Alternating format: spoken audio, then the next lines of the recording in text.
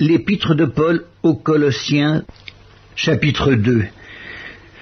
Je veux en effet que vous sachiez combien est grand le combat que je soutiens pour vous et pour ceux qui sont à Laodicée, et pour tous ceux qui n'ont pas vu mon visage en la chair, afin qu'ils aient le cœur rempli de consolation, qu'ils soient unis dans la charité et enrichis d'une pleine intelligence pour connaître le mystère de Dieu, savoir Christ, mystère dans lequel sont cachés tous les trésors de la sagesse et de la science. Je dis cela afin que personne ne vous trompe par des discours séduisants.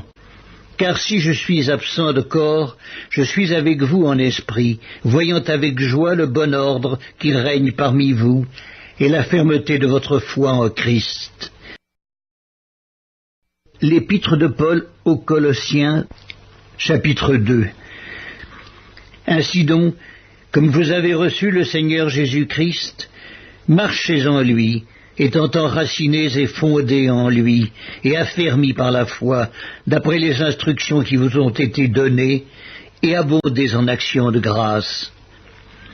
Prenez garde que personne ne fasse de vous sa proie par la philosophie et par une vaine tromperie, s'appuyant sur la tradition des hommes, sur les rudiments du monde, et non sur Christ. Car en lui habite corporellement toute la plénitude de la divinité. Vous avez tout pleinement en lui, qui est le chef de toute domination et de toute autorité. Et c'est en lui que vous avez été circoncis, d'une circoncision que la main n'a pas faite, mais de la circoncision de Christ, qui consiste dans le dépouillement du corps de la chair.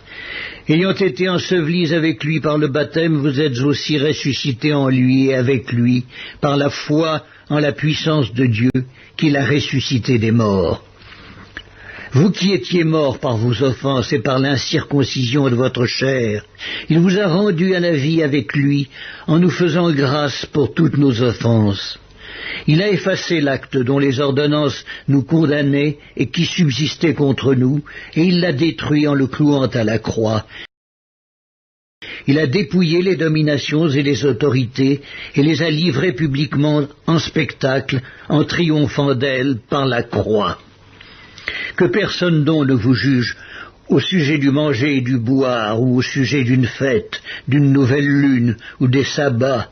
C'était l'ombre des choses à venir, mais le corps est en Christ.